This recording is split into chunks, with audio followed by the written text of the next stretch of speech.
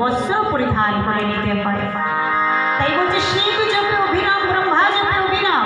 তাই ব্রহ্মার কাছে নিয়ে গেলেন বিষ্ণুদূত কাঁধে করে ওই ব্যক্তিকে, এবং ব্রহ্মা বলছে নমস্কার, প্রণাম, কে সাধু মহাপুরুষ?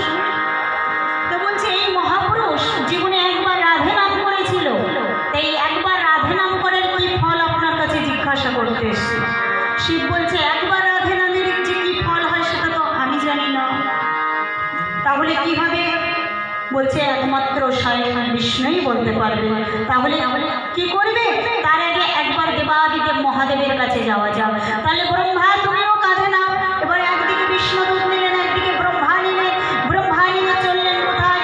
দেবাদিদেব মহাদেব, যেখানে দেবী দুর্গার আরাধনায় রত দেবাদিদেব মহাদেব, যেখানে এমনি মহাষষ্ঠীতে সমারোহ হরিণী নন্দিনী নন্দিত মেদিনী বিশ্রম বিনোদিনী নন্দনতে গিরিবর বিন্দু শিরোহিনী বাসী বিষ্ণু বিলাসিনী জিষ্ণুনতে ভগবতী হে স্মৃতি কুণ্ঠ বকুটম্বিনী ভূরি কুটম্বিনী ভূরি কৃতে জয় জয় হে ময়ে সহস্র মার্দিনী রঞ্জক পর্দের শৈল সুতে সুরবর বর্ষিণী দুরধর ধর্ষিণী দুর্মুখ মর্ষিণী হর্ষরতে গিরিপুরী ভারতী বিন্দু নিবাসে বিষ্ণু জিষ্ণুনতে মধু মধুরে মধু কৈটব গঞ্জিনী কৈটব গঞ্জিনী রসরতে জয় জয় হে ময়ে সহস্র মার্দিনী রঞ্জক পর্দের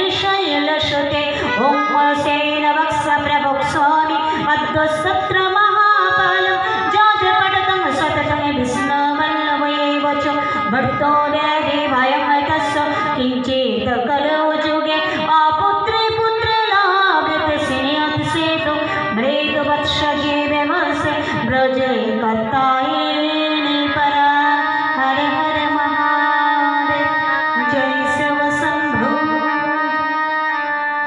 যেখানে দেবী দুর্গার আরাধনা দেবাদিদেব মহাদেব, তাকে গিয়ে বলছে বাবা কে কে মহাপুরুষ? না এই মহাপুরুষ একবার রাধে নাম করেছিল, তার ফল কি হবে বলে দিন। বলছে আমি তো জানি না একবার রাধে নাম করলে কি ফল হয়। তাহলে কি করব?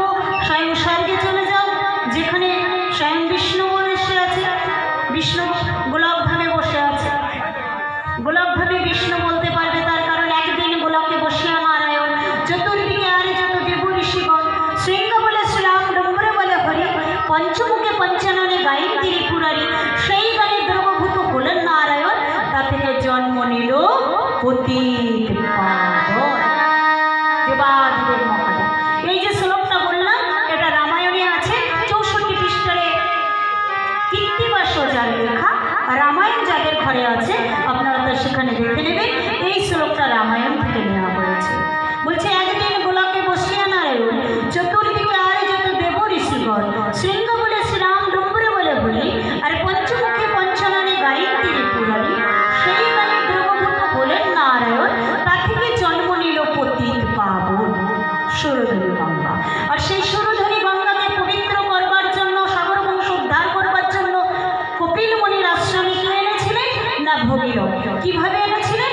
না আট্টায় বাকাঙ্গমণি গমনে কাতর বালক তেমনি করে পথের উপর এক দৃষ্টিতে অষ্টবক্রমণি তার পানে চায় মনে হয় আমারে দেখিয়া ভঞ্চায় আমারে দেখিয়া যদি করো উপহাস মম ব্রহ্মসবে হইবে তোমার শরীর বিনাশ। আর যদি তোমার স্বভাব হয় এমন মম বরে হও তুমি ব্রজের মন। একবার রাধে নাম করলে কি হয় আমি তো জানি না। তাহলে দেবাদিদেব মহাদেব কাঁধে নিয়ে এখন বিষ্ণু লোকে গেছে। সেখানে ভগবান কৃষ্ণচন্দ্র দূর থেকে ব্রহ্মা বিষ্ণু মহেশ্বরকে দিকে প্রণাম জানালেন। প্রণাম জানিয়ে বলছে ওটা কে সঙ্গে, কোন মহাপুরুষ যাকে কাঁধে করে আনছো? তো বলছে এই জীবনে একবার রাধে নাম করেছি। একবার রাধে নাম করার ফল কি হয় তাই জানতে এসেছি। এখন ভগবান কৃষ্ণচন্দ্র বলছে একবার রাধে নাম বললে যে কি ফল হয় তা তুমি এখনো বুঝতে পারোনি। তো বলছে না